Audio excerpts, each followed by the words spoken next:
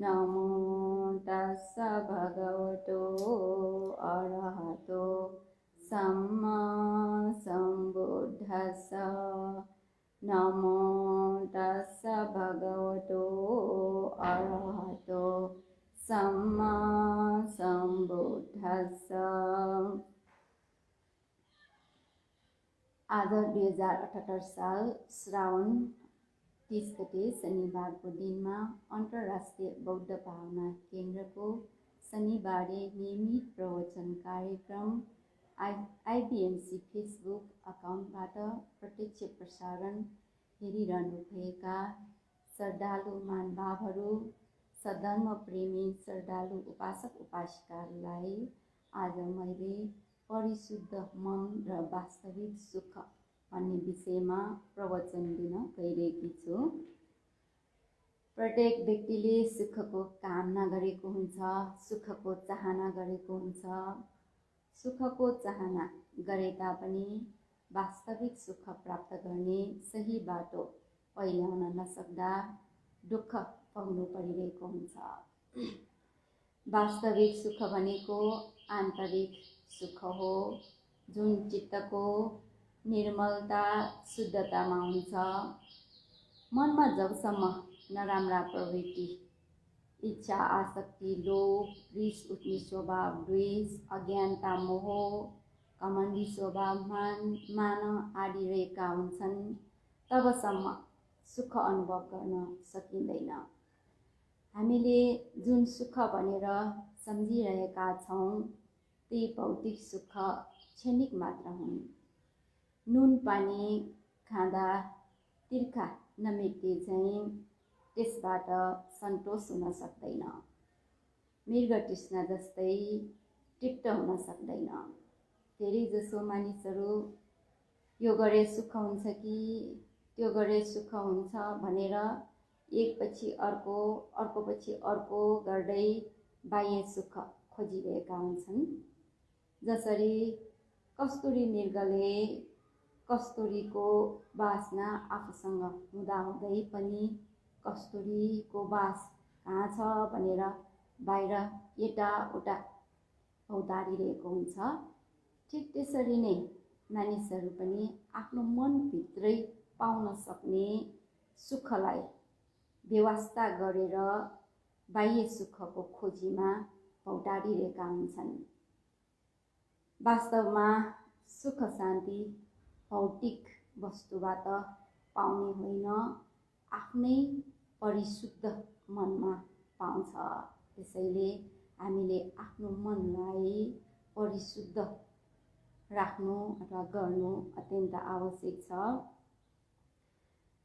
चित्त परिशुद्ध गर्नको लागि सबभन्दा पहिले हाम्रो मनलाई अशुद्ध गरिदिने, मनलाई दूषित गरिदिने, फोहोर गरिदिने तत्त्वहरू के हुन् भन्ने बारेमा बताउन चाहन्छु। अनि त्यसपछि चित्त शुद्ध गर्ने तरिका अनि सुख है, सुखमा पनि अब यहाँ शीर्षकमा वास्तविक सुख पनि राखेको हुनाले वास्तविक सुख नभएकाहरू पनि छन् भन्ने कुरा स्पष्ट हुन आउँछ। त्यसैले वास्तविक सुख के हुन्, वास्तविक नभएको सुख के हो भन्ने कुरा पनि म बताउने कोसिस गर्दछु। वास्तवमा भन्ने हो भने हाम्रो मन स्वाभाविक रूपले शुद्ध स्वच्छ छ, पवित्र छ। त्यही मनलाई दूषित गरिदिने, फोहोर गरिदिने क्लेशहरूको कारणले गर्दाखेरि मलिन भइरहेको हो। भगवान बुद्धले पवित्र मिदं चित्तं आगन्तुकेहि उपकिलेशे उपकिलिठं भनेर आज्ञाउनु भएको छ। चित्त भनेको पवित्र छ, तर आगन्तुक पाहुना जस्तो भएको क्लेशहरूको कारणले गर्दाखेरि क्लिष्ट हुन्छ, मलिन हुन्छ, फोहोर हुन्छ भनेर आज्ञाउनु भएको छ। उदाहरणको लागि जस्तो कि पानी स्वाभाविक रूपले त्यो चाहिँ सफा छ, निर्मल छ। जब त्यो पानीमा रातो रङ हाल्छ त्यो बेला पानीको रङ रातो हुन्छ, नीलो रङ हाल्यो भने नीलो भएर जान्छ, हरियो रङ हाल्यो भने हरियो भएर जान्छ। त्यसरी नै हाम्रो मनमा पनि विभिन्न प्रकारका क्लेशहरूको कारणले गर्दाखेरि हाम्रो मन दूषित हुन्छ, फोहोर हुन्छ, मलिन हुन्छ। त्यसैले हाम्रो मनलाई मलिन गरिदिने, फोहोर गरिदिने क्लेशहरू, त्यसको बारेमा म पहिला व्याख्या गर्न चाहन्छु। क्लेश चाहिँ 10 प्रकारका छन्। मनलाई हैन यो मलिन गरिदिने अनि क्लिष्ट बनाइदिने, मनलाई चाहिँ थकाइदिने स्वभाव भएको कर्मलाई नै क्लेश भनेर भनिन्छ। क्लेशमा सबभन्दा पहिलो लोभ हो। लोभ भनेको इच्छा गर्ने स्वभाव, विषयवस्तुको चाहना गर्ने स्वभाव, विषयवस्तुमा आसक्त हुने स्वभाव, टाँसिने स्वभावलाई लोभ भनेर भनिन्छ। इच्छा गर्ने स्वभाव भने पनि सबै इच्छालाई लोभ भनिँदैन। यताउता जाने इच्छा हुने, हैन, कुनै व्यक्तिसँग भेट्ने इच्छा हुने, त्यस्तै केही कुरा जान्ने बुझ्ने इच्छा हुने, अथवा धर्मको कुरा सुन्ने इच्छा हुने, अरूलाई सहयोग गर्ने इच्छा हुने, दान दिने इच्छा हुने, ध्यान भावना अभ्यास गर्ने इच्छा हुने, यस्तोलाई चाहिँ लोभ भनिँदैन। यो चाहिँ के हो त भन्दाखेरि यो राम्रो इच्छा छन्द हो। आसक्तले युक्त भएको इच्छालाई मात्र लोभ भनेर भनिन्छ। अनि यो लोभले मनलाई कसरी मलिन गरिदिन्छ त? लोभ उत्पन्न नभएको बेलामा हाम्रो मन सफा है, व्यक्ति पनि लोभी हुँदैन। जब त्यो लोभ मनमा उत्पन्न हुन्छ अनि त्यो लोभको कारणले गर्दाखेरि हामीले चाहनाहरू उत्पन्न भइरहेको हुन्छ। यो चाहियो, त्यो चाहियो है, त्यस्तो एउटा वस्तु चाहिँ प्राप्त भयो, फेरि अर्को चाहना उत्पन्न भएर आउँछ। त्यो भयो, फेरि अर्को चाहना गरेर एकपछि अर्को, अर्कोपछि अर्को गरेर चाहना उत्पन्न हुन्छ। अनि त्यो चाहना पनि पुरा नहुन्जेलसम्म पनि त्यही कुरा चाहिँ आइरहेको हुन्छ। त्यसैले यो लोभको विभिन्न पर्यायवाची शब्दहरू छन्। 80वटा भन्दा पनि बढी चूल निर्देश महानिर्देशमा देखाइरहेको छ। त्यसमा जप्पा भन्ने एउटा पनि शब्द छ। जप गरे जस्तै, जप गर्ने बेलामा अरङ अरङ अरङ बुद्धो बुद्धो बुद्धो भनेर हामीले त्यही शब्दलाई बारम्बार दोहोऱ्याइरहेको हुन्छ। त्यसरी नै यो मनमा चाहना हुने, इच्छा लोभ उत्पन्न भयो भने जुन वस्तुको चाहना गरेको त्यही चाहना पुरा नहुन्जेलसम्म चाहियो कि चाहियो भइरहेको हुन्छ। त्यसैले जप्पा भन्ने शब्द पनि प्रयोग गरिरहेको छ। अनि त्यसले गर्दा हाम्रो मन मलिन हुन्छ है। अनि त्यो अब जुन चाहना गरेको हो त्यो धार्मिकपूर्वक कमाएर त्यसलाई पूर्ति गर्यो, पुरा गर्यो भने त ठिकै छ। कुनै व्यक्तिहरूले यो सद्गुण सद्धर्मको बारेमा थाहा नपाएका व्यक्तिहरूले भए अनि त्यो इच्छा चाहनालाई पुरा गर्नको लागि अर्काको धन सम्पत्तिमा लोभ गर्न थाल्छ।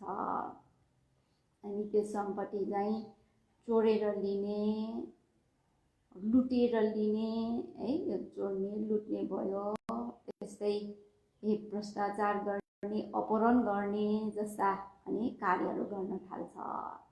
त्यति मात्र होइन, इच्छा गरेको पुरा नहुँदाखेरि अनि हिंसा हत्या गर्नलाई समेत पनि तयार हुन्छ। यसरी चाहिँ पहिला मनलाई दूषित बनाउँछ अनि पछि त्यो लोभको वशमा गएर शरीर वचनबाट दुश्चरित्र पाप कर्महरू गरिन्छ। त्यसैले ग्रन्थमा यो इतिवटकमा अन्तराम्बल सूत्र भनेर छ, त्यसमा गाथा 2टा देखाइराखेकोलाई म यहाँ व्यक्त गर्न चाहन्छु। यो लोभ भनेको कस्तो स्वभाव भएको धर्म हो त भन्दाखेरि अनर्थ जनन लोभो चित्त प्रकोपनो भयमन्तरतो जातं यं जनो नाभिभुजति। त्यसको अर्थ के भन्दाखेरि अनर्थ जन्म लोभ हो रे। यो लोभले चाहिँ अनर्थ गरिदिन्छ। आफ्नो पनि हित हुँदैन, अर्को पनि हित हुँदैन यसले है। आफ्नो पनि अनर्थ गर्छ, अर्काको पनि अनर्थ गर्छ। लोभ हो चित्त प्रकोपन हो। अनि यो लोभले चित्तलाई प्रकोप गरिदिन्छ, बिगारिदिन्छ है। अनि त्यति मात्रै होइन, के पनि भनिरहेको छ र भन्दाखेरि अनि यो लोभ भनेको भित्री मनबाट उत्पन्न हुने है, भित्री मनबाट उत्पन्न हुने लोभ रूपी भयलाई मानिसहरूले जानिँदैन, बुझ्दैन, थाहा पाउँदैन। लोभ भनेकोलाई भय भनिराखेको छ। किन त भन्दाखेरि यो भयको कारण, भय उत्पन्न गरिदिने कारण धर्म कहाँबाट उत्पन्न हुने? मनबाट उत्पन्न हुने यो लोभ। अब कुन चाहिँ भय उत्पन्न गरिदिन्छ त यो लोभले गर्दा है। अब भय 4 प्रकारको भयलाई देखाइराखेको छ।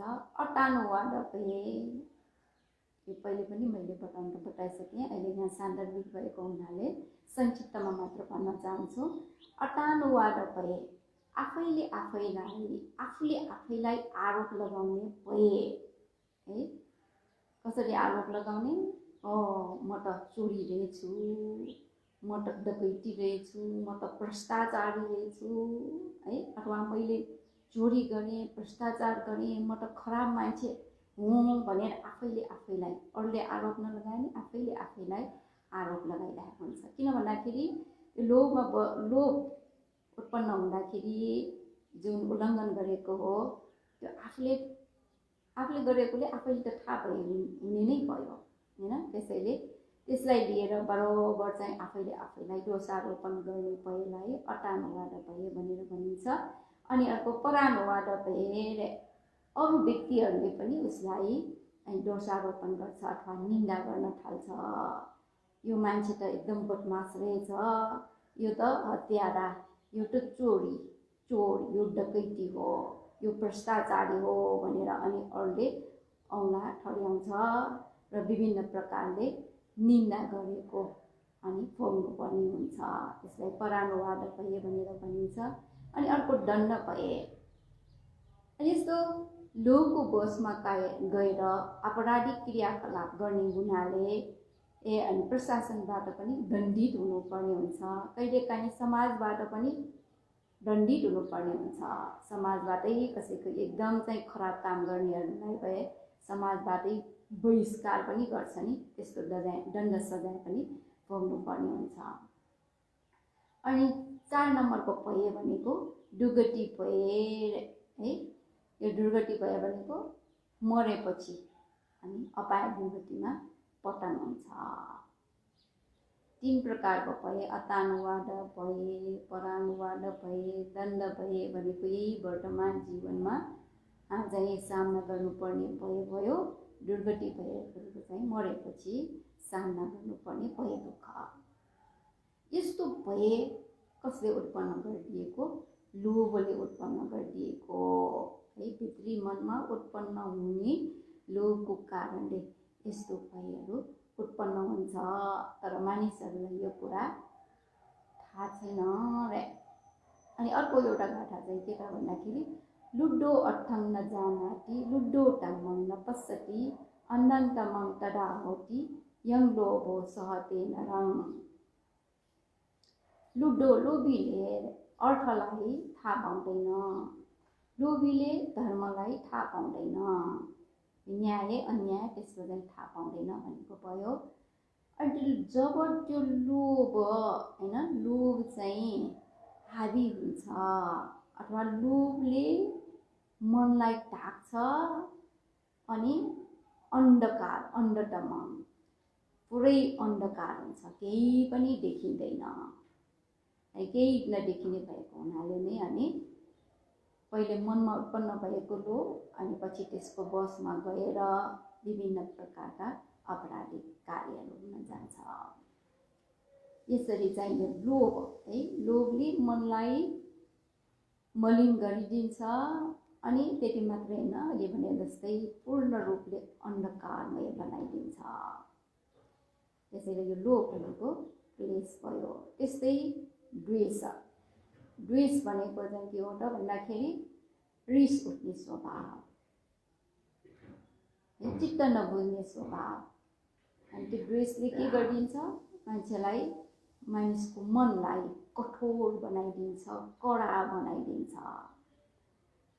रिस नउठेको बेलामा त्यो व्यक्ति ठिकै छ है, एकदम शान्त प्रवृत्ति, शिष्ट प्रवृत्तिको छ, कोमल नरम छ।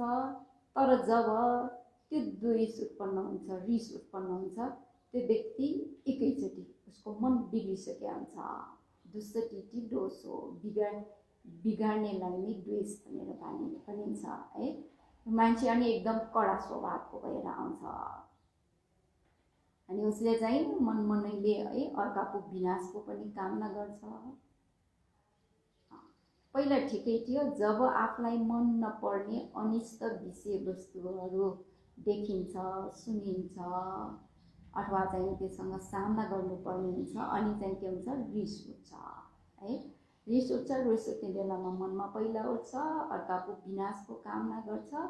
गरिसकेपछि अनि त्यतिले मात्रै चित्त नबुझेर त्यही रिसको बसमा गएर अनि गाली गर्ने, हपार्ने, सराप्ने, जथाभावी मुख छोड्ने है, त्यो वचनबाट पनि अनि उल्लङ्घन गर्न थाल्छ। त्यति मात्रै होइन, हिंसा, हत्या जस्तो जघन्य अपराध पनि गर्छ। यो केले गर्दा हुन गएको, द्वेषले गर्दाखेरि है, द्वेषले गर्दा। अनि द्वेषलाई पनि अघि भने जस्तै है, अनर्थ जननो दोषो, दोषो चित्त प्रकोपनो भयमन्तरतो जातं यं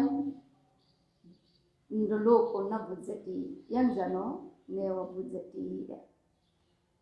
यो द्वेषले अनर्थ गरिदिन्छ है, द्वेषले चित्तलाई प्रकोप गरिदिन्छ, बिगारिदिन्छ।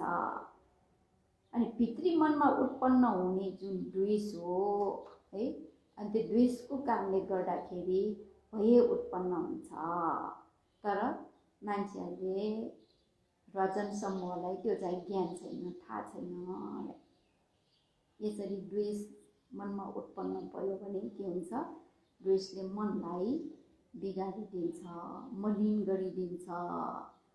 द्वेषको स्वभाव कस्तो भन्दाखेरि आगोसँग दागेर देखाइरहेको छ। जसरी आगोले आफ्नो आधार भइराखेको काठ दाउरालाई जलाइदिन्छ, त्यस्तै नै मनमा द्वेष उत्पन्न भयो भने है, त्यस्तै नै यो द्वेषले सबभन्दा पहिले मनलाई, मनसँग सम्बन्धित यो नाम धर्मलाई अथवा चैतसिक धर्महरूलाई जलाइदिन्छ, टटाइदिन्छ। अनि त्यति मात्र सीमित नभइकन चित्तले भनेको चाहिँ हरछिन हरपल रूप बनाइरहेको हुन्छ। एकचोटि चित्त उत्पन्न भयो भने एउटा रूप उत्पन्न हुन्छ, फेरि अर्को चित्त उत्पन्न भयो भने अर्को रूप उत्पन्न हुन्छ। अब द्वेषले युक्त भएको चित्तले राम्रो रूप बनाउँछ, त्यस्तै द्वेष चित्तले अनि द्वेषसँग सम्प्रयुक्त भएको, युक्त भएको रूप नै बनाउँछ। अथवा रिस उठ्ने बेलामा चाहिँ के हुन्छ, मन तातेर आउने, मन तातेपछि शरीर पनि तातेर आउने हुन्छ। त्यसैले चाहिँ रिस उठ्ने बेलामा अनुहार एकदम रन्किएको जस्तो हुन्छ नि है। त्यो के भएको भन्दाखेरि यो शरीरभित्रको यो रगत पनि तातो भएर आएको। कहिलेकाहीँ त धेरै रिस उठ्यो भने मानिसको रूपै चिन्न नसक्ने गरी निलो कालो भएर जान्छ। तर एकदम चाहिँ बेसरी रिस उठ्यो, रिसको बल शक्ति एकदम बढी भयो भने मान्छेको ज्यान प्राण समेत जान सक्छ। त्यसैले यो द्वेषले है मनलाई पनि दूषित गरिदिन्छ, यसको प्रभावले शरीरलाई पनि विनाश गरिदिन्छ। अब अर्को के त भन्दाखेरि अर्को क्लेश भनेको मोह। मोह भनेको थाहा नपाउने स्वभाव, अज्ञानता। के थाहा नपाउने त भन्दाखेरि यो राम्रो काम हो, यो नराम्रो काम हो है, यो गर्दा चाहिँ यो गर्न योग्य छ, यो गर्न योग्य छैन, यो काम फलदायी छ, यो काम फलदायी छैन भनेर छुट्याएर थाहा पाउन नसक्ने अथवा थाहा नहुनेलाई नै मोह भनेर भनिन्छ है। अनि यसरी छुट्याउन नजाँदाखेरि त्यसको छुट्याउनै नसक्ने थाहा नै नहुने व्यक्तिले अनि अकुशल पाप कर्म गरेकोले अथवा नराम्रो काम कुरा गरेको कामले गर्दाखेरि अनि भए दुःख भोग्नु पर्ने हुन्छ है। राम्रो काम नगरेको कामले गर्दाखेरि सुखबाट वञ्चित हुनुपर्ने हुन्छ। त्यो मोहले त्यति मात्र थाहा नपाउने होइन, यो अनिति दुःख अनात्मा त्यसलाई पनि थाहा पाउँदैन है। पूर्ण रूपले थाहा नपाउने, थाहा पाए पनि उल्टो तरिकाले थाहा पाउने। अनित्यलाई नित्य, दुःखलाई सुख, अनात्मालाई आत्मा, नराम्रोलाई राम्रो भनेर त्यसरी विपरीत रूपले थाहा पाउनेलाई पनि मोह नै भनिन्छ। यो मोहले पनि हैन यो के गर्छ त भन्दाखेरि यसले अनर्थ गर्छ। जुनसुकै प्रकारको अपराधिक क्रिया हुँदाखेरि यो मोह सामेल भइरहेको हुन्छ। मोहले दोष दुष्परिणामलाई छोपिदिन्छ अनि तृष्णाले आसक्त हुन्छ। त्यस्तै किसिमले चाहिँ यो मोह समावेश भइरहेकै हुन्छ। त्यसैले यो मोहले के गर्छ, अनर्थ गरिदिन्छ। मोहले चित्तलाई बिगाडिदिन्छ, प्रकोप गरिदिन्छ। भित्री मनमा उत्पन्न हुने यो मोह रूपी भय अथवा मोहको कारणले उत्पन्न हुने भयलाई जनसमूहले चाहिँ थाहा पाउँदैन है। अनि मूलो अर्थं न जानाति मूलो धर्मं न पश्यति अन्धतमं तदा होति यं मोहो सहते नरं। मूढ व्यक्तिले अर्थलाई थाहा पाउँदैन, मूढ व्यक्तिले धर्मलाई देख्दैन। अनि त्यो मोह हावी भयो भने अथवा मोहले मनलाई ढाक्यो भने त्यो बेला अन्धकार नै हुन्छ भनेर यसरी इति उतक अन्तरङ्ग सूत्रमा भगवान बुद्धले आज्ञाउनु भएको छ। अनि अर्को चाहिँ के त भने कुन चाहिँ क्लेश हो त भन्दाखेरि मानव भनेको यो अहङ्कारलाई भनेको म भनेर भनिने अहङ्कार अथवा कमण्डी स्वभावलाई मानव भनेर भनिन्छ है। म जति धन सम्पत्ति भएको कोही छैन, म जति जाने बुझेको कोही छैन भनेर चाहिँ जुन अभिमान उत्पन्न हुने, आफूमा भएको धन सम्पत्तिलाई लिएर, मान पदवीलाई लिएर, यश कीर्तिलाई लिएर, यस्तै रूप वर्णलाई लिएर, आफूले जानेको विद्यालाई लिएर मानिसहरूमा चाहिँ यो अभिमान स्वभाव उत्पन्न भएको हुन्छ। अनि यो अभिमान उत्पन्न भयो भने पनि मनलाई दूषित गरिदिन्छ, फोहोर गरिदिन्छ, मलिन गरिदिन्छ। अभिमान उत्पन्न भयो भने आफूलाई चाहिँ उत्तम ठान्ने, अरूलाई हीन सम्झने, जसले गर्दाखेरि के हुन्छ अनि त्यस्तो व्यक्तिसँग कोही पनि बस्न रुचाउँदैन। उसले गरिने काम कुरा अभिमान भएको व्यक्तिले गरिने काम कुराहरू पनि कस्तो हुन्छ, स्वार्थयुक्त किसिमको हुन जान्छ होइन। अरूलाई नीच गरेर काम कुरा गर्ने हुन्छ। अनि त्यस्तो भएपछि अरू व्यक्तिहरूले पनि उसलाई राम्रोसँग व्यवहार गर्दैन, त्यस्तो चाहिँ दुःख खप्नु पर्ने हुन्छ। यो भयो अभिमान। अब अभिमान पनि विभिन्न प्रकारका छन्। अघि भने जस्तै धन सम्पत्तिलाई लिएर पनि अभिमान चलिरहेको हुन्छ, आफ्नो यो जातलाई लिएर पनि अभिमान, रूप वर्णलाई लिएर पनि अभिमान, अनि यसरी विभिन्न प्रकारका अभिमानहरू छन्। अनि यसलाई नै संक्षिप्त रूपमा भन्नु पर्यो भने 3 प्रकारले पनि देखाइराखेको छ। श्रेयमान, सदिशमान, हीनमान भनेर। श्रेयमान भनेको चाहिँ आफूलाई अरूभन्दा उत्तम सम्झने है। म जति जाने बुझेको कोही छैन भनेर चाहिँ आफूलाई उत्तम ठान्ने चाहिँ यो श्रेयमान भयो। अनि सदिश भनेको म पनि उनीहरू जस्तै जाने बुझ्ने हुँ, म पनि उनीहरू जस्तै धन सम्पत्ति भएका हुँ भनेर अरू समान भएको, अरूसँग दाजेर होइन, अभिमान उत्पन्न हुनेलाई सदिसमान भनेर भनिन्छ। अनि अर्को हीनमान, हीन भएकोलाई लिएर पनि अभिमान उत्पन्न हुन्छ है। जाने उनीहरू नै जानोस्, मलाई के को मतलब, धन सम्पत्ति भए उनीहरूसँगै नै होस्, मसँग के को सम्बन्ध छ र, मलाई के को मतलब भनेर यसरी अभिमान गर्ने स्वभावलाई हीनमान भनेर भनिन्छ। यस्तो अभिमान उत्पन्न भयो भने पनि हाम्रो मन के हुन्छ, मलिन हुन्छ, दूषित हुन्छ, फोहोर हुन्छ। अनि अर्को चाहिँ डिट्ठी। डिट्ठी भनेको गलत धारणा, गलत धारणा, गलत किसिमले लिने है। चाहे राम्रो काम होस् चाहे नराम्रो काम होस्, आफूले गरेको होस् वा अरूलाई गराएको होस्, त्यो गरे पनि गरेको मानिँदैन भन्ने यो अक्रिया डिट्ठी भनिन्छ यस्तोलाई है। अनि अर्को चाहिँ हैन, राम्रो काम गरे पनि नराम्रो काम गरे पनि त्यसको फल भोग्नु पर्दैन। राम्रो गरे पनि राम्रो हुँदैन, नराम्रो गरे पनि नराम्रो हुँदैन। दान धर्म गरे पनि त्यसबाट राम्रो फल पाइने होइन है। त्यस्तै आमा बुवाहरूलाई सेवा गर्यो भने पनि त्यसबाट राम्रो फल पाइँदैन भनेर त्यसरी त्यो कर्मफललाई विश्वास नगर्ने। त्यसरी राम्रो गर्दा राम्रो हुने, नराम्रो गर्दा नराम्रो हुने होइन भनेर यसरी गलत तरिकाले दिने यो दृष्टि भयो। दृष्टि त अब 60 प्रकारका छन् होइन, यो त अब संक्षिप्तमा यो बुझाएको भयो। त्यसै कुकुर जस्तो भएर आचरण गर्यो भने, गुरु जस्तै भएर आचरण गर्यो भने क्लेशबाट मुक्त हुन्छ भनेर चाहिँ गलत तरिकाले दिने। एकदम जाडो समयमा नदीमा नुहाउन गयो भने चाहिँ शुद्ध हुन्छ, क्लेशबाट मुक्त हुन्छ। एकदम गरम भएको, गर्मी भएको समयमा चारैतिर आगो बालेर होइन, आफू बिचमा बसेर आगो ताप्यो भने क्लेश सबै चाहिँ सुकेर जान्छ, क्लेशबाट मुक्त हुन्छ भनेर लिने। यो चाहिँ के हो, यो गलत धारणा हो, मिथ्या दृष्टि।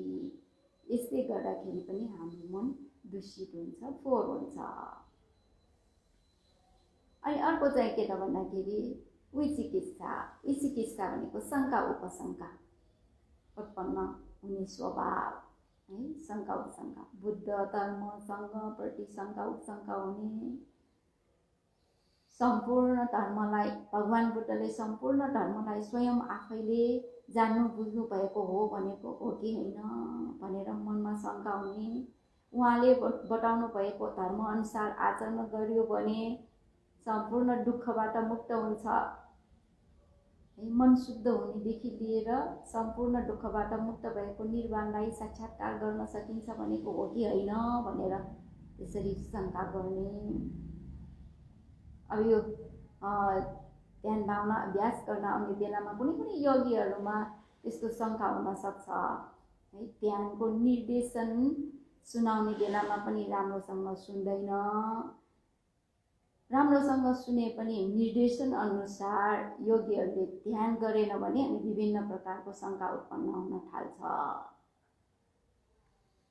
यो ध्यान भावना अभ्यास गरेर चित्त शुद्ध हुन्छ भनेको हो कि होइन, यो विधि तरिका नै सही छ कि छैन भनेर ध्यान गर्ने विधि तरिकामा पनि शङ्का हुन थाल्छ। अनि त्यति मात्रै होइन, ध्यान सिकाउने गुरुप्रति पनि यो गुरुले नै मलाई गलत तरिकाले सिकाइरहेको हो कि भनेर ध्यान गुरुलाई समेत अनि शङ्का गर्न थाल्छ। आफूले चाहिँ निर्देशनलाई राम्ररी पालन गर्दैन होइन, आफूले गर्नुपर्ने जुन काम हो त्यो चाहिँ गर्दैन अनि विभिन्न प्रकारले शङ्का उपशङ्का उत्पन्न गरिरहेछ है।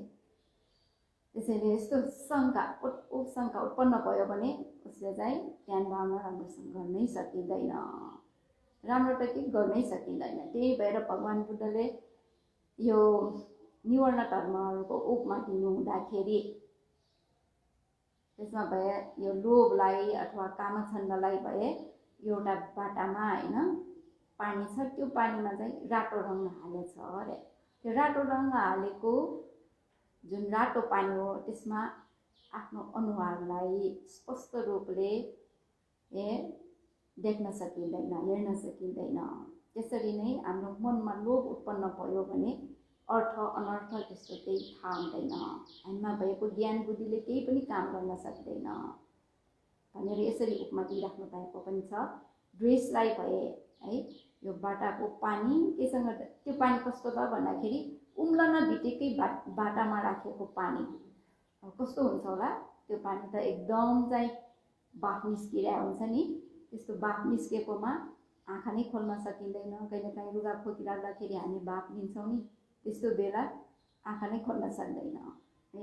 त्यसैले यो ड्रेस उत्पन्न भयो भने पनि के हुन्छ, आँखाले केही पनि देखिँदैन भनेर त्यस्तो उपमा देखाउनु भएको छ। यो रिस उत्पन्न भयो भने त्यो रिस उठेको व्यक्तिले यो चाहिँ राम्रो हो नराम्रो हो, यो अर्थयुक्त छ अर्थयुक्त छैन भन्ने कुरा त्यस्तो केही पनि छुट्याउन सक्दैन भनेर ड्रेसलाई चाहिँ त्यस्तो उपमा दिनु भएको छ भने। अनि यो विचिकित्सालाई त झन् कस्तो उपमा त भन्दाखेरि होइन, बाटाको पानी हिलो मिसिएको, हिलो मात्र मिसिएको होइन, त्यसलाई एकदम अँध्यारो ठाउँमा राखेको छ भने त्यस्तो पानीमा आफ्नो अनुहारलाई हेर्न सकिन्छ, हेर्न सकिँदैन। अरू उदाहरण चाहिँ खुल्ला ठाउँमै राखेको, तर विचिकित्साको लागि उपमा दिनुहुँदा अँध्यारो ठाउँमा रे, विचिकित्सा झन् डर लाग्दो छ है यो उपमालाई हेर्दाखेरि। त्यसैले शङ्का उत्पन्न भयो, मन मलिन हुन्छ, ध्यान भावना अभ्यास गरिरहेको भए त्यो अभ्यास क्रम टुटिन जान्छ, त्यसले चाहिँ केही पनि प्रगति गर्न सकिँदैन। अनि त्यति मात्रै होइन, अर्को कर्म फलको बारेमा पनि शङ्का उपशङ्का उत्पन्न भइरहेको हुन्छ है। यसरी विभिन्न कुराहरूलाई लिएर त्यो अनित्य दुःख अनात्मासँग सम्बन्ध राखेर पनि शङ्का उपशङ्का उत्पन्न गर्नेलाई नै के भनिन्छ, विचिकित्सा भनेर भनिन्छ।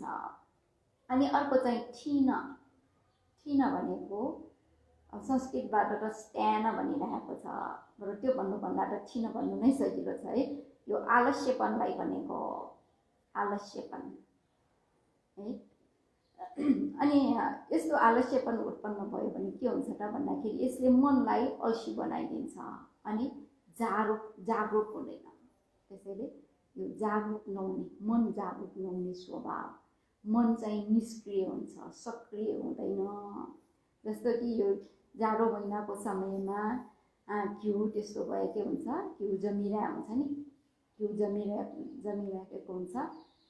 त्यस्तै नै हाम्रो मन पनि ठिन उत्पन्न भयो भने निष्क्रिय हुन्छ, केही काम गर्न सकिँदैन, केही बुद्धि विवेकले पनि विचार गर्न सकिँदैन है। अब यसलाई चाहिँ भगवान् बुद्धले के उपमा दिनुभएको छ त भन्दाखेरि बाटाको पानीमा होइन लेउलाएको, माथिको सतहमा लेउलाएको छ, अनि त्यस्तो लेउलाएको पानीमा होइन आफ्नो अनुहारलाई हेर्छु भनेर हामीले चाहिँ आफ्नो अनुहार जस्तो छ त्यस्तै देख्न सकिन्छ, सकिँदैन नि। त्यसरी नै यो ठिन उत्पन्न भयो भने उत्पन्न भएको व्यक्तिले यो चाहिँ यो गर्न उचित छ, यो गर्न उचित छैन, यो अर्थयुक्त छ, यो अर्थयुक्त छैन भन्ने कुरा छुट्याउन सकिँदैन। त्यही भएर त मान्छेहरू हेर्नुहोस् न, यो ठिन उत्पन्न भएर आउँछ। ठिन भनेको यो झुमझुम भइरहने है। अनि पहिला चाहिँ मनमा हुने हो यो, पछि गएर शरीर समेत अनि के हुन थाल्छ भन्दाखेरि अनि झुकझुकाउन थाल्छ। अनि यो झुकझुकाउनु हुँदैन भन्ने कुरा नै त्यो बेला विचार गर्न सकिँदैन। कुनै मान्छेहरू सभा समारोहमा होइन मञ्चमा बसेर नै के गरिरहेको हुन्छ, झुकझुकाइरहेको हुन्छ है, त्यस्तो गरिदिन्छ। अनि त्यो मनलाई त के गरिदियो, त्यो केही विचार गर्नै नसक्ने गरिदियो नि होइन। यो मनलाई एक प्रकारले दूषित गरिदिएकै भयो। त्यसैले ठिनलाई पनि के भनिन्छ, क्लेश भनेर भनिन्छ। अनि अर्को उडच्च भनेको मन चञ्चल हुने स्वभाव है। मन विभिन्न प्रकारले विचार कल्पना गरिरहने। हाम्रो मन त कस्तो भने बाजिरहेछ, बाँदर जस्तै, बाँदर एकछिन पनि चुप लागेर बस्दैन, त्यस्तै नै हाम्रो मन पनि एकदम चञ्चल भइरहेको हुन्छ। मन चञ्चल भयो भने पनि यो मन दूषित हुन जान्छ र यो मनले केही विचारै गर्न सकिँदैन, राम्रो नराम्रो, अर्थयुक्त छ छैन, केही सम्झन सक्ने क्षमता पनि त्यो बेला हुँदैन। त्यही भएर भगवान् बुद्धले यो उडचलाई कस्तो उपमा दिनुभएको छ त भन्दाखेरि बाटामा भएको पानी अनि हावा चलेको ठाउँमा जुन बाटामा भएको पानी हो त्यो एकदम चाहिँ के हुन्छ, चलिरहेको हुन्छ, त्यसमा तरङ्गहरू उत्पन्न भइरहेको हुन्छ। अनि त्यस्तो बेला आफ्नो अनुहारलाई हेऱ्यो भने यथार्थ रूपमा जस्तो आफ्नो अनुहार हो त्यस्तो देख्न सकिँदैन है, त्यो अनुहार प्रतिबिम्ब त्यसमा आउँदैन नि। त्यसरी नै यो उडच मनमा उत्पन्न भयो भने त्यो व्यक्तिले अर्थ अनर्थ त्यस्तोलाई पनि छुट्याउन सकिँदैन, त्यसै उसको ज्ञान बुद्धिले पनि राम्रोसँग काम गर्न सकिँदैन भनेर भगवान् बुद्धले आज्ञाउनु भएको छ। अनि अर्को भनेको अहिरिक। अहिरिक भनेको चाहिँ के हो त भन्दाखेरि शरीर वचन मनबाट दुष्चरित पाप कर्म गर्नमा चाहिँ नलजाउने स्वभाव। दुष्चरित्र 10वटा त तपाईलाई थाहा होला है। शरीरबाट गरिने दुष्चरित्र 3वटा, वचनबाट बोलिने नराम्रो बोली वचन 4वटा, मनले विचार गरिने नराम्रो विचार गर्नु पर्यो त्यो चाहिँ 3वटा है। त्यस्तो पाप कर्म गर्नमा चाहिँ नलजाउने, आफूलाई गौरव राख्न सकेन भने, आत्मगौरव राख्न सकेन भने अनि के हुन्छ र भन्दाखेरि आत्मगौरव राख्न सकेन भने यो अहिरिक उत्पन्न हुन्छ, लाज मान्ने स्वभाव उत्पन्न हुँदैन। म त यो पाप कर्म गर्ने भनेको मूर्खहरूले गर्ने काम हो, म जस्तो सज्जनले पाप कर्म गर्नु हुँदैन भनेर आफूलाई गौरव राख्न सक्यो भने चाहिँ उसले पाप कर्म गर्दैन।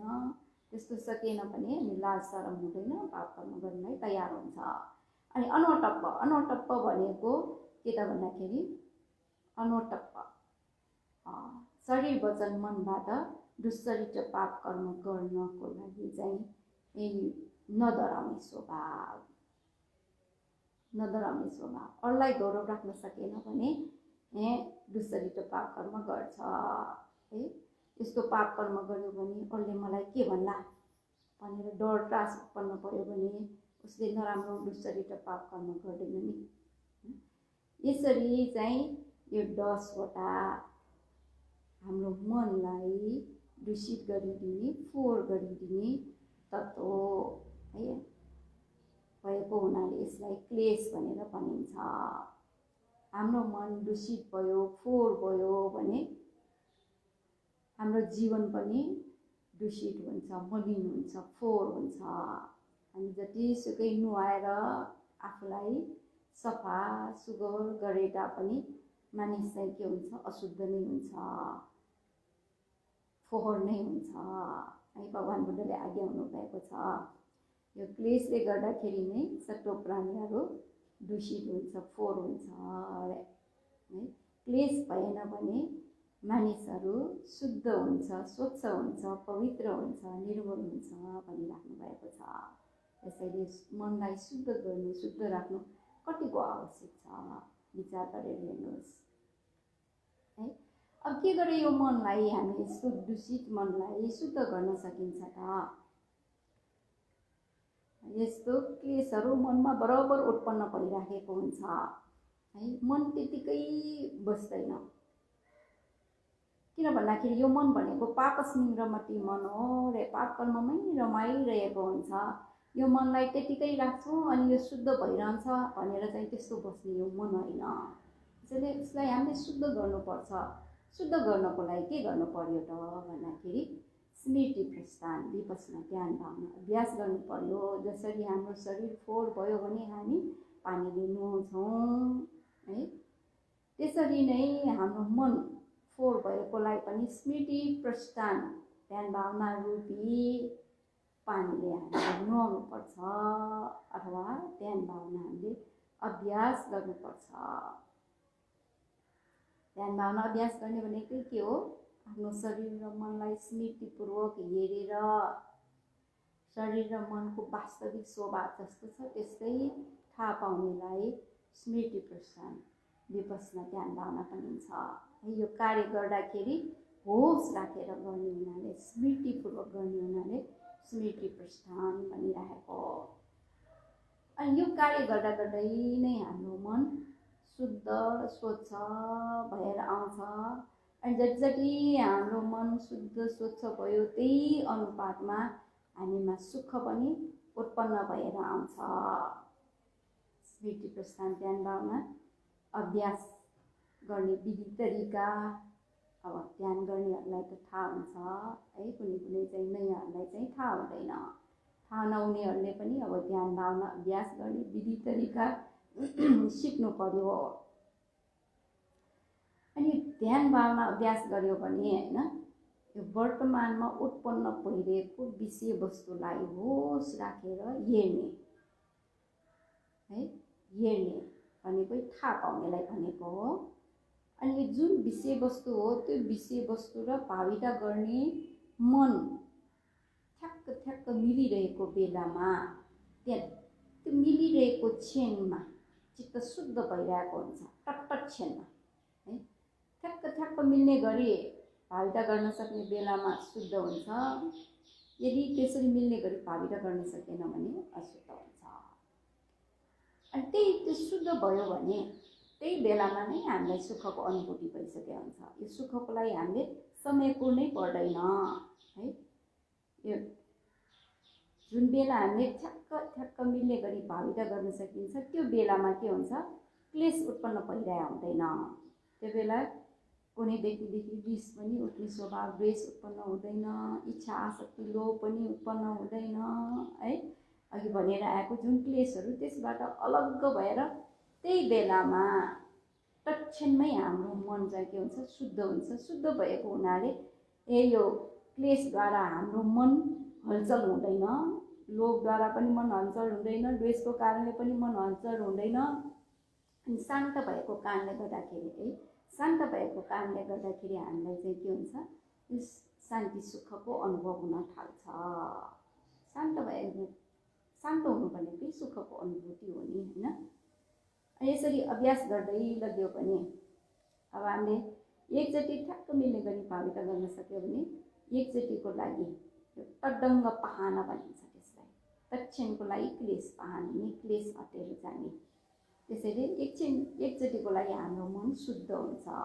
यदि हामीले 1 मिनेटसम्म निरन्तर रूपले सतत रूपले भाविता गर्न सक्यो भने 60 चोटि हाम्रो मन शुद्ध भइरहेको हुन्छ। यदि 5 मिनेटसम्म निरन्तर रूपले भाविता गर्न सक्यो भने 300 चोटि हाम्रो मन चाहिँ के हुन्छ, शुद्ध भइरहेको हुन्छ। 5 मिनेट जति है। यसरी बढाउँदै यो शुद्ध मनलाई बनाउँदै लग्यो भने के हुन्छ, यो ठ्याक्क ठ्याक्क चाहिँ मिल्ने गरी भाविता गर्न सकिरहेको बेलामा मन क्लेश मलबाट मुक्त भएर शुद्ध भइरहेको हुन्छ। अनि त्यसको कारणले गर्दाखेरि के हुन्छ, मन चाहिँ रागबाट हलचल पनि छैन, द्वेषको कारणले हलचल पनि छैन, शान्त भइरहेको हुन्छ। अनि शान्त सुखको अनुभव गर्न हामीले थालिहाल्छ। यो सुख कहाँबाट प्राप्त भएको हो? यो बाह्य भौतिक चिजवस्तुबाट पाएको हो होइन। अब यहाँ चाहिँ वास्तविक सुख मात्र नभनिकन वास्तविक सुख भनिरहेको पनि हामीले बुझ्नुपर्छ। अब सुख पनि विभिन्न प्रकारका छन् होइन। यो कामगुण सुख, त्यसलाई नै बाह्य सुख पनि भनिन्छ, भौतिक सुख भनेर पनि भनिन्छ। यो पञ्चकाम गुण भनेर यो चाहिँ मनपर्ने किसिमको इष्ट मनाप विषयवस्तुहरू है, रूपारम्भ, शब्दारम्भ, गन्धारम्भ, रसारम्भ, स्पष्ट व्यारम्भ भनेर 5वटा रूप वर्ण भयो, शब्द गन्ध रस स्पर्शव्य, यो 5वटालाई पञ्चारम्भ भनिन्छ अथवा यसलाई नै पञ्चकाम गुण भनेर भनिन्छ। अब व्यवहारिक भाषामा भन्ने हो भने यो भर्खर बढेको ग्रन्थको भाषा भयो। व्यवहारिक भाषामा भन्ने हो भने चाहिँ के त भन्दाखेरि यो चाहिँ लुगाफाटा भयो, गरगहना, त्यस्तै छोराछोरी भयो होइन, त्यस्तै गीतको आवाज त्यस्तो, अनि सुगन्धित धुपको बास, फुलको बास, अनि विभिन्न प्रकारका खाद्य पेय पदार्थहरू, मान पदवी, धन सम्पत्ति यस कीर्ति सबै नै यसभित्र पर्छ। यसलाई पञ्चकाम गुण भनिन्छ है। गुण भनेको पञ्च भनेको यो पञ्च भनेको 5 वटा भयो, काम भनेको हो यो चाहना गर्ने स्वभाव है। काम भनेको चाहिँ यहाँ वस्तु कामलाई लिनु पर्यो, बाह्य भौतिक वस्तुहरू भयो। अनि त्यसमा चाहिँ आसक्त हुने। गुण भनेको अर्थ विभिन्न छ। गुणको अर्थ उपकार गुण भनेर पनि छ, तर यहाँ गुणको अर्थ राम्रो छैन। बाड्ने, बन्धनलाई भनेको है, बन्धनलाई भनेको। पञ्चकाममा जुन भौतिक तत्त्व अथवा अघि भनेर आएको राम्रो राम्रो विषय वस्तुहरू हैन, सुन चाँदी गहना धन सम्पत्ति मान पदवी इत्यादिमा चाहिँ आसक्त हुने, छोड्नै नसक्ने गरिकन टाँसिरहने, त्यसलाई चाहिँ काम गुण भनिन्छ। अनि त्यो टाँसिने बेलामा यो लोभले टाँसिने भयो है। टाँसिने बेलामा आफूले भने जस्तो भयो भने अनि सुखको अनुभूति हुन थाल्छ, त्यसलाई नै काम गुण सुख अथवा भौतिक सुख भनेर भनिन्छ। अघि उपदेश सुरु गर्दाखेरि पनि मैले भने नि है, भौतिक सुख क्षणिक मात्र हुन्। किन भन्दाखेरि हामीले कुनै वस्तुको चाहना गर्छ, चाहना गर्दाखेरि त्यो प्राप्त भयो, एकछिनको लागि सुख भयो, फेरि अर्को चाहना उत्पन्न भइहाल्छ है। त्यो पुरा नहुन्जेलसम्म अनि दुःख भइरहेको छ। कतिसम्म भगवान बुद्धले धम्मपदमा आज्ञाउनु भएको छ त भन्दाखेरि न कहापन वसे न तिति कामेसु जति है। मानिसहरूलाई कासार्पण वर्षा गरिदिए पनि, सुनको असर्फी वर्षा गरिदिए पनि रे टिप्टी भयो भनेको हुँदैन रे, अब त पुग्यो भन्ने कुरा चाहिँ हुँदैन रे है। त्यसैले यो भौतिक सुख भनेको वास्तविक सुख होइन, यो क्षणिक मात्र हो। नुन पानी खाँदा तिर्खा नमेटे जस्तै नै त्यसबाट चाहिँ सन्तोष हुन सकिँदैन। त्यसैले यहाँ वास्तविक सुख भनेको यो पञ्चकाम गुण सुखलाई भनेको होइन, यो राम्ररी हामीले बुझ्नुपर्छ है। र हामी धेरै मानिसहरूले थाहा पाएको सुख के हो त? पञ्चकाम गुण सुख, भौतिक सुख, बाह्य सुख। त्यसैलाई नै ठुलो सुख गरेर त्यसको खोजीमा हैन, त्यसलाई नै प्राप्त गर्नको लागि कोसिस गरिरहेको हुन्छ। अनि त्यो प्राप्त गर्ने क्रममा विभिन्न प्रकारका दुःखहरू भोगिरहेको हुन्छ। त्यसैले यो काम भनेको रे अपसारा, सुख अलिकति मात्र छ रे है, दुःख नै धेरै छ, बहु दुःख, धेरै दुःख छ। अनि चाहिँ बहुपायास, यसले चाहिँ उपायास, म चाहिँ हामीमा भएको जुन मान पदवी हो त्यो क्षणिक मात्र हो नि। जब परबाट च्युट हुन्छ अनि दुःख हुन्छ। यस परिवार भनेर सधैँ चाहिँ हाम्रो परिवारसँगै भइरहने हुँदैन, छुटेर जानु पर्यो, दुःख भयो है। त्यसैले दुःख नै धेरै छ यसमा रे। अनि त्यसैले यो वास्तविक सुख होइन। अर्को चाहिँ वास्तविक सुख किन भन्न मिल्दैन भन्दाखेरि ल एकजना मान्छेलाई राम्रो दृश्य हेर्ने चाहिँ उसको इन्ट्रेस्ट छ, दिलचस्पी छ, त्यसैले उसलाई मनपर्ने चिज भनौँ न, एउटा फिल्म उसलाई चाहिँ एकदम मनपर्ने, ल तिमीलाई यो मनपर्ने हो, तिमीले यसलाई चाहिँ 4-5 चोटि हेर, दिनभरि यही हेरिराख, दोहोऱ्याइराख, त्यो दोहोऱ्याएर टेहराएर हेर भन्दाखेरि त्यो हेर्न रुचाउँदैन, वाक्क लाग्छ उसलाई है। त्यस्तै स्वर सुन्न चाहने व्यक्तिलाई, स्वरमा आसक्त हुने, गीत सुन्न चाहने व्यक्तिलाई भए अब गीत मनपर्ने गीत भइरहेको छ नि, र त्यही गीतलाई चाहिँ तिमीले दिनभरि सुनिराख भन्यो भने सुन्न सकिन्छ? सकिँदैन नि, वाक्क दिक्क भएर आउँछ।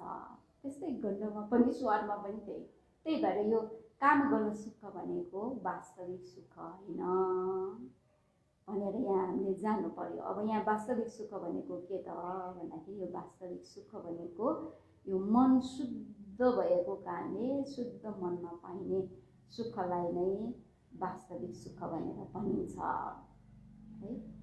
शुद्ध मनमा पाइने सुख। अनि अर्को अनवज सुख भनेर पनि छ। यो सुख पनि एकदम महत्त्वपूर्ण छ। हाम्रो मन शुद्ध भयो भने हामीले गरिने काम, कुरा, विचारहरू पनि के हुन्छ? शुद्ध हुन्छ है, राम्रो हुन्छ। मन फोहोर भयो भने, नराम्रो भयो भने हामीले गरिने काम कुरा विचारहरू पनि नराम्रो हुन जान्छ। मन मुख्य हो, मन प्रधान हो। त्यही भएर भगवान् बुद्धले मनोपुबङ्ग माटमा होइन यो गाथा आउनु भएको छ। मन स्वभाव धर्म मध्ये मन नै मुख्य हो, मन प्रधान हो भनेर आगे हुनुभएको छ नि है। त्यसैले हाम्रो मन शुद्ध स्वच्छ भयो भने हामीले काम गरिने काम कुरा विचारहरू पनि शुद्ध हुन्छ। अनि जसले गर्दाखेरि राम्रो काम कुरा विचार गरेको हुनाले राम्रै प्रतिफल हामीलाई प्राप्त हुन्छ, सुखद प्रतिफल प्राप्त हुन्छ। र आफूले पनि आफूले गरेको विचार, शरीरले गरेको काम कुरालाई विचार गर्यो भने केही दोष नभइकन निर्दोष भएकोलाई हामी विचार गर्यो भने अनि भित्री हृदयदेखि अपार सुखको महसुस हुन्छ है। आफ्नो जीवन पवित्र भएकोलाई लिएर सुखको महसुस हुन्छ। त्यो चाहिँ पञ्चकाम गुणबाट पाइने सुख भौतिक सम्पत्ति भएको कारणले उत्पन्न हुने सुख जस्तो होइन, किनेर किन पाइने सुख होइन, यो मन शुद्ध भएको कारणले उत्पन्न हुने सुख हो। अनि अर्को चाहिँ यो ध्यान भावना अभ्यास गर्नेसँग सम्बन्ध राखेर यो चित्त शुद्ध हुने बेला उत्पन्न हुने सुखहरू के हुन् त भन्दाखेरि यसमा अब यो अघि भने अनुसार विषय वस्तुलाई होइन उत्पन्न भएर आएको विषय वस्तुलाई ठ्याक्क मिल्ने गरी भावित गर्न सकिरहेकै बेलादेखि लिएर नै हामीमा यो सुख चाहिँ उत्पन्न भइसकेको हुन्छ। मन शान्त भएको कारणले गर्दाखेरि होइन यो सुख उत्पन्न हुने भयो। अनि अर्को के त भन्दाखेरि यो ध्यान विपස්සना ध्यानको कुरा गर्दाखेरि होइन यो अनित्य दुःख अनात्मा बोध भएर आउँछ। त्यसलाई समर्शन ज्ञान भनेर भनिन्छ। ध्यान भावनालाई निरन्तर रूपले निर्देशन अनुसार है हर्षेन हर्पल स्मृति राखेर ध्यान भावना अभ्यास गर्दै गयो भने कुनै पनि विषय वस्तुहरू नित्य छैन, ध्रुव छैन, शाश्वत छैन, उत्पन्न भएर विनाश भएर जाने रहेछ। उत्पन्न भएर विनाश भएर जाने हुनाले दुःख आफूले भने जस्तो छैन, उसको स्वभाव अनुसारै भइरहेको हुन्छ भन्ने थाहा पाउने अनात्मा। यो अनित्य दुःख अनात्मालाई थाहा पाउने जुन ज्ञान हो है, त्यस्तो बेलामा पनि हाम्रो मनले हामीमा कस्तो सुख उत्पन्न हुन्छ त भन्दाखेरि यस्तै ज्ञान उत्पन्न हुँदै गयो होइन। मन शुद्ध भएको त भइहाल्यो, अनि मन शुद्ध भएको अनुपातमा हामीमा ज्ञान उत्पन्न हुन्छ। अनि यो अवस्थामा हाम्रो मन निवर्ण धर्मबाट अलग भएको कारणले गर्दाखेरि सुख उत्पन्न हुन्छ। त्यसलाई के भन्छ त भन्दाखेरि पौविवेक सुख भनिन्छ है। पौविवेक सुख अथवा विवेकज सुख भनिन्छ। पञ्च निवर्णबाट अलग भएको कारणले उत्पन्न हुने सुखलाई विवेकज सुख त्यो महसुस हुन थाल्छ है। एकदम आनन्दको महसुस हुन्छ। अनि पछि आएर के हुन्छ त भन्दाखेरि होइन निरन्तर रूपले अभ्यास गर्दै गयो भने समाधि शक्ति पनि एकदम बलियो भएर आउँछ। विषय वस्तुहरूलाई नटुटाइकन भावित गर्न सक्ने स्मृति पनि एकदम बलियो हुन्छ। जसकै विषय वस्तु उत्पन्न भए पनि त्यसलाई तुरन्तै भावित गर्न सक्ने, त्यसै प्रज्ञा ज्ञान बुद्धि पनि त्यस बेला तृष्ण भएर आउँछ। पहिला भए कुनै विषय वस्तुलाई भावित गर्नको लागि मनलाई त्यो विषय वस्तुतिर घच्याटी पठाइराख्नु पर्ने, तर अभ्यस्त भएर आएपछि त्यसरी पठाइरहनु पर्दैन। स्वत नै त्यो ठ्याक्क मिल्ने गरी विषय वस्तुलाई भावित गर्न सक्ने भएर आउँछ है। अनि मनमा चाहिँ त्यो राम्रोसँग भावित गर्न सक्ने कारणले गर्दाखेरि मन प्रसन्न प्रफुल्लित हुने, प्रीति मन शीतल भइराख्ने, चाहिँ प्रशब्दी जस्ता यो धर्महरू उत्पन्न भएर आउँछ। अनि त्यस बेलामा चाहिँ समाधि शक्ति बलियो भइरहने कारणले गर्दाखेरि होइन समाधि बलियो भएको कारणले जुन उत्पन्न हुने प्रीति हो, प्रीति सुख त्यो बेला अनुभूति हुन थाल्छ अरे है।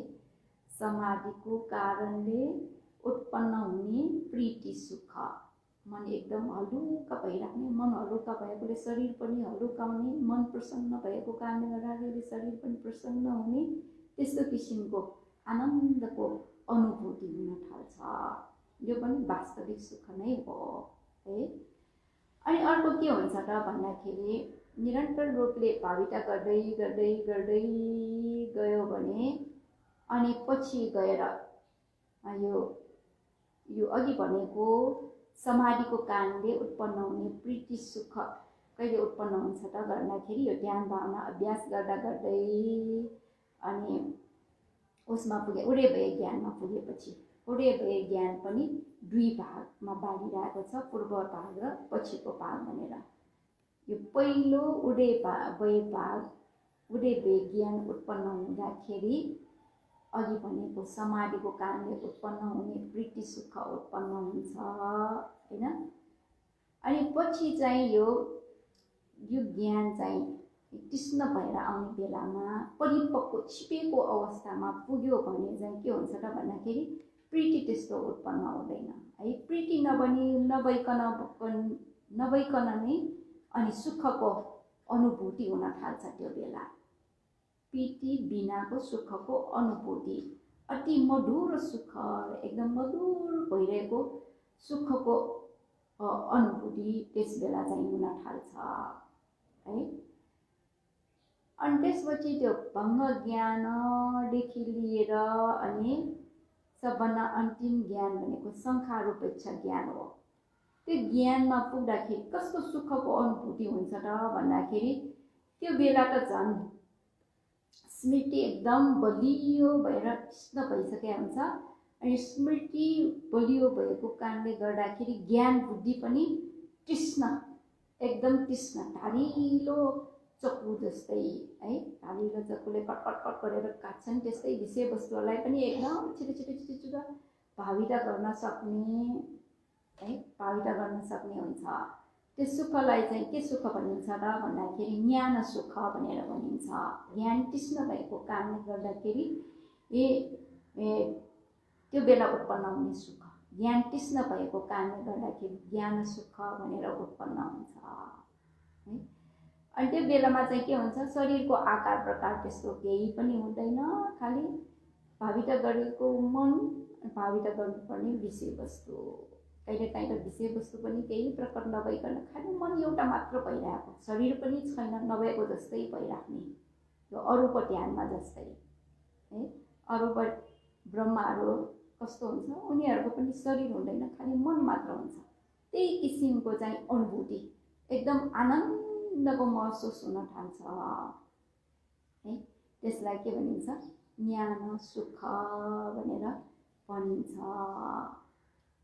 कस्तो किसिमको सुख हो त भन्दाखेरि यो कुनै प्रकारको हलचल नभइकन है, स्थिर भएर शान्त भइरहेको हुन्छ, स्थिर शान्त भइरहेको हुन्छ।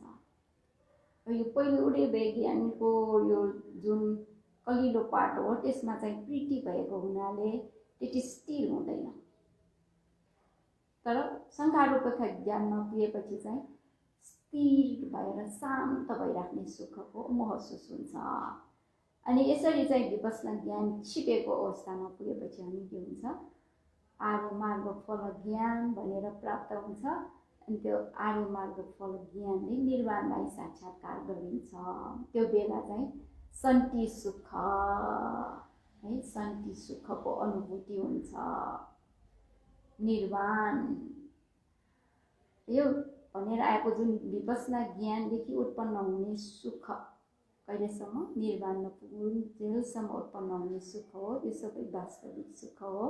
अब त्यो सुखमा पनि अब त्यो टहटह भइरहेको हुन्छ हैन। त्यसले वास्तविक सुखमा सबभन्दा उत्तम सुख भनेको हैन, परम सुख भनेको निर्वाण हो, निर्वाण। त्यही भएर सुसुखमूर्त निर्वाणं सम्मा सम्बुद्ध देशिकं अशोकं विरजं खेमं यत् दुःखं निरुद्धति। निर्वाण भनेको चाहिँ हैन, भगवान बुद्धले देशना गर्नुभएको जुन निर्वाण हो, यो निर्वाण भनेको सुसुखम, सुख मात्र होइन, एकदम सुख अरे। दुःख भनेको केही छैन, दुःख छैन भनेपछि पूर्ण रूपले सुख भएको यो अवस्था हो अरे। यहाँ कुनै प्रकारको शोक छैन है।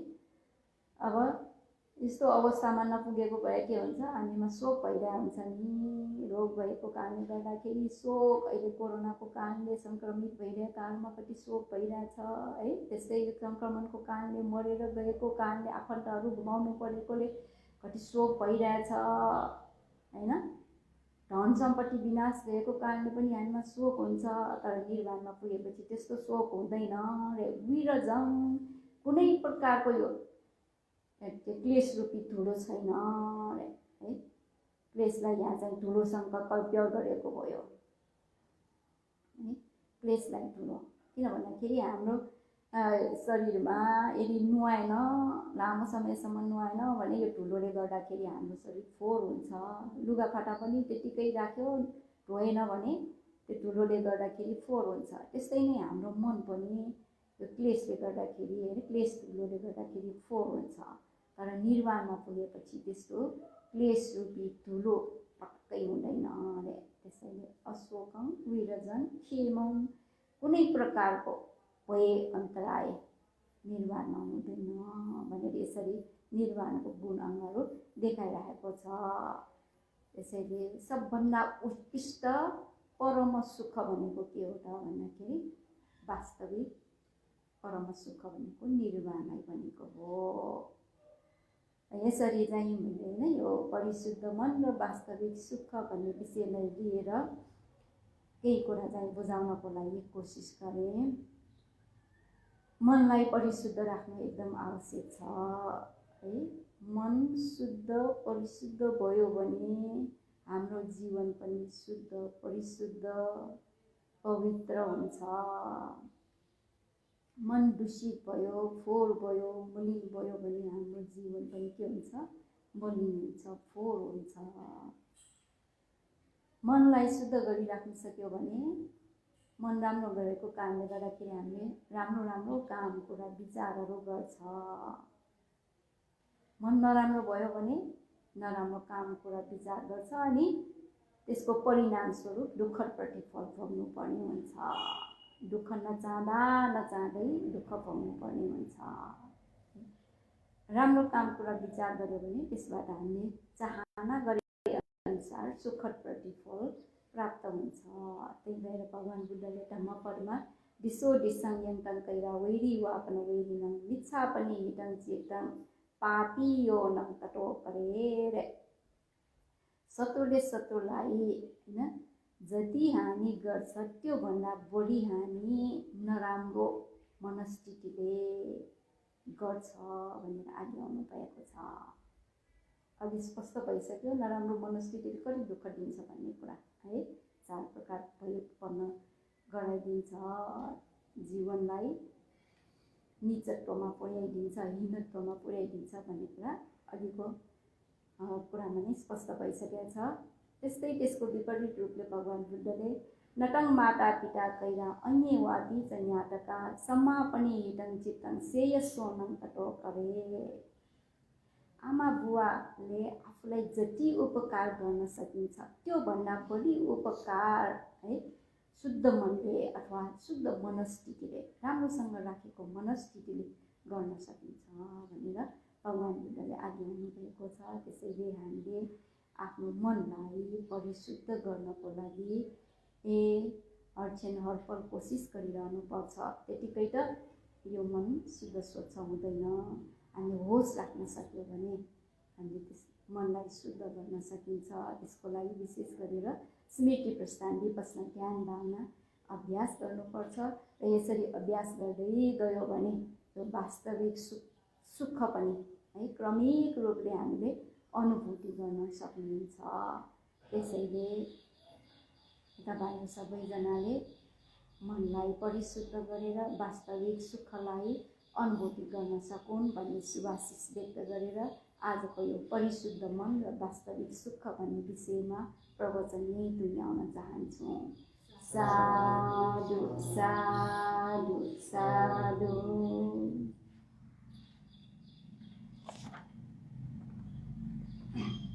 यस हप्तामा यस ध्यान केन्द्रमा बसिरहनुभएका सधैँ भन्दै गुरुमालाई जलपान भोजन र सर्वत दान दिनुहुने श्रद्धालु दाताहरूको दान पुण्यलाई अनुमोदन गर्नका लागि उहाँहरूको नाम सुनाउन चाहन्छु।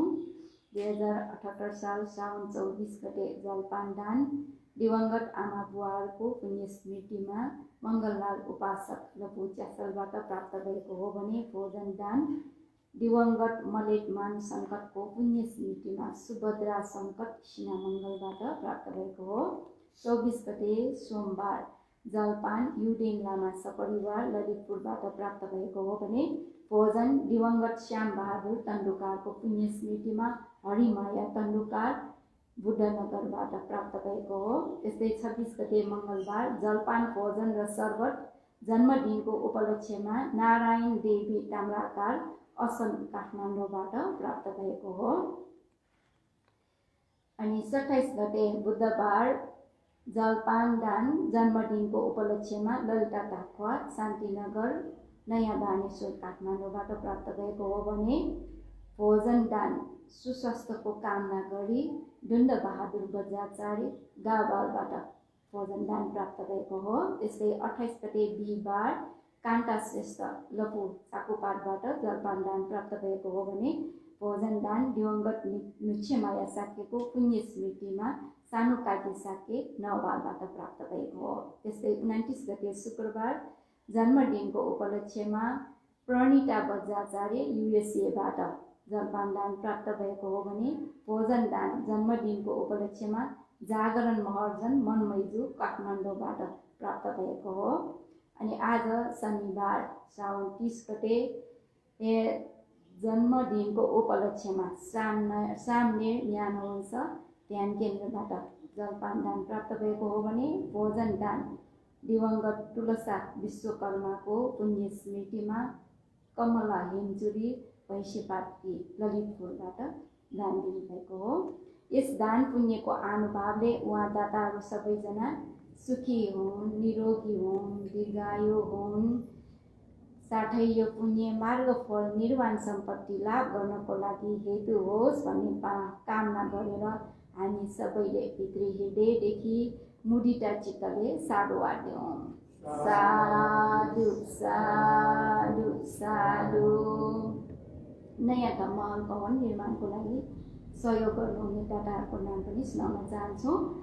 सर्वरत्न साक्य युएसएबाट 50,000, सानो काटी साक्य नौबालबाट 2,000, सानो छोरी साक्य नटोलबाट 1,000, बाबुरत्न साक्य चाकुपाटबाट 1,000, ज्ञानी राजा साक्य सन्जु साक्य मान भवन जलखेलबाट 1,15,010 रुपियाँ।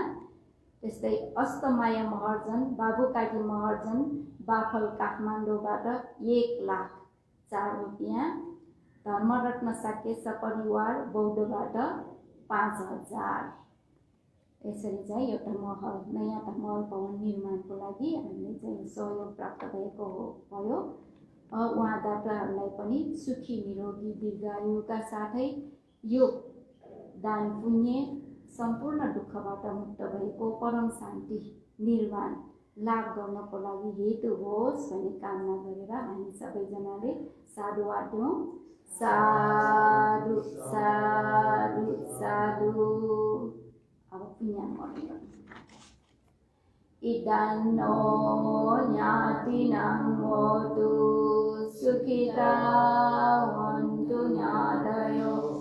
इदान्नो ज्ञातिनां होतु सुखिता हन्तु ज्ञातयो। इदान्नो ज्ञातिनां होतु सुखिता हन्तु ज्ञातयो। एतावता सम्मे सम्पदं पुण्य सम्पदं सर्वे देवा अनुमोदन्तु सर्व सम्पत्ति सिद्धिया। एतावता सम्मे सम्पदं पुण्य सम्पदं सर्वे सत्ता अनुमोदन्तु सर्व सम्पत्ति सिद्धिया। सम्मे सम्पदं पुण्य सम्पदं सर्वे भूता अनुमोदन्तु सर्व सम्पत्ति सिद्धिया। साधु साधु साधु।